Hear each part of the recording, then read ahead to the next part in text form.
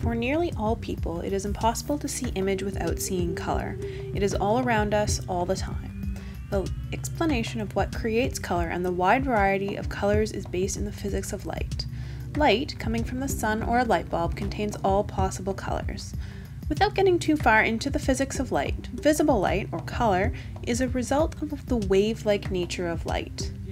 Each color is a section of the wave and is moving at a different speed. When all the different waves get broken apart, we can see the different colors.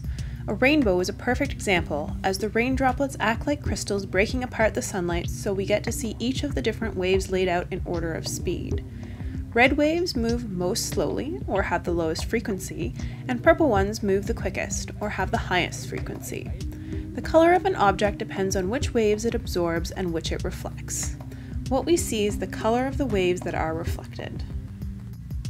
For example, this purple flower is purple because the purple wave is reflected and all the other waves are absorbed. What we see as the color white is all the light being reflected back, whereas a black object absorbs all the light. Objects can reflect more than one type of light, which is how we see colors like green-blue or yellow-green.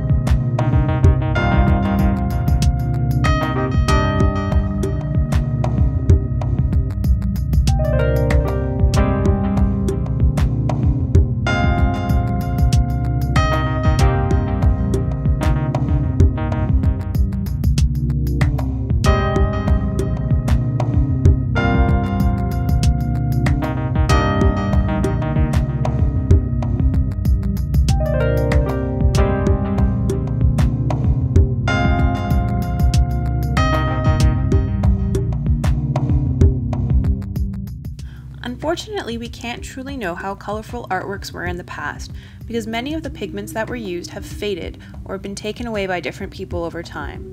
We do know some information about tempera paints, used in the medieval times, which used an egg as a binding for the pigments, because people wrote handbooks on the best way to mix paints and the way in which colors should be laid down for the best results.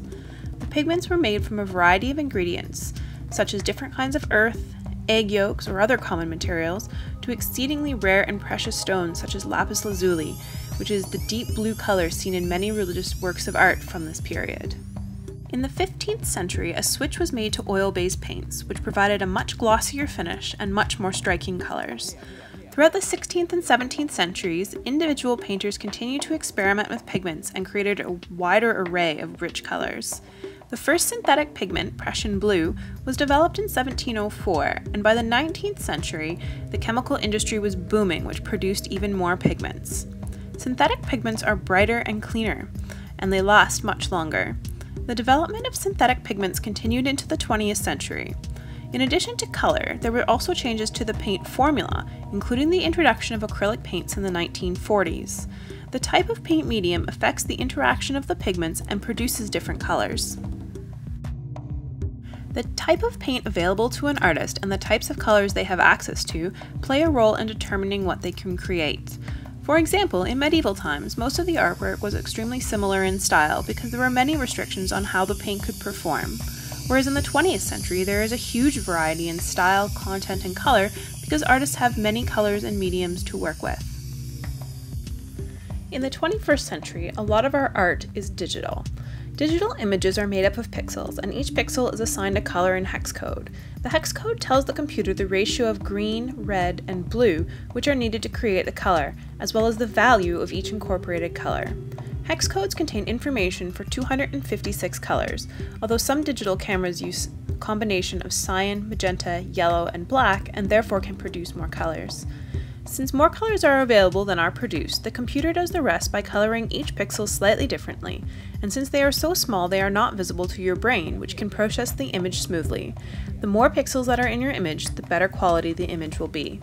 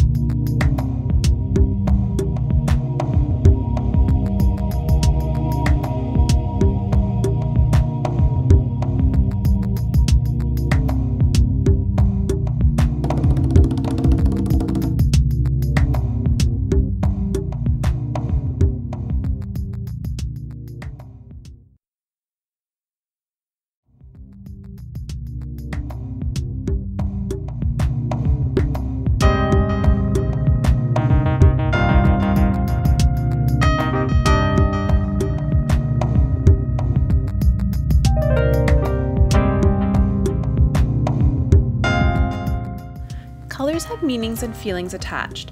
Some are from nature, for example, a red berry is ripe and a green or a white one is not. Others are from tradition, convention, or a feeling or an emotion. Some color relationships reference early artwork. For example, the color yellow was considered to be less than gold and represented jealousy and betrayal. This remained true until the 19th century when brighter, clearer yellows became available. After this, yellow started to be associated with sunlight. Each culture attaches their own meaning to color. However, numerous studies have indicated that the color blue is preferred by most people across ages and ethnicities. Although researchers are unsure if the reason is social, it's conventional to like blue, because of the feeling of the color, it's generally pleasant, or if there's some sort of evolutionary meaning.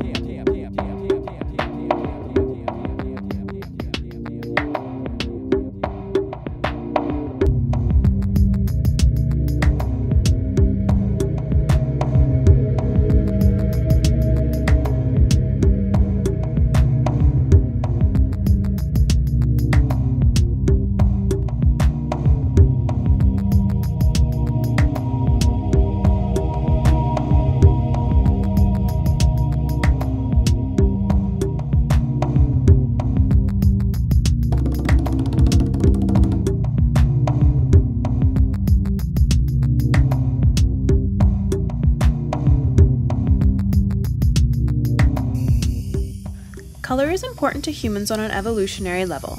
It is important to be able to carefully distinguish between objects that might appear similar based on shape. However, we have gone beyond using color for informational cues and have assigned it a deeper, more symbolic meaning. Colors are never without meaning, either psychological or symbolic, although each color has a different symbolic meaning in each different culture. Art uses the cultural meaning of color to suggest a mood or a feeling, or to let us know information such as good and evil. We choose items based on colors and our preferences towards them, and we surround ourselves with colors that we enjoy.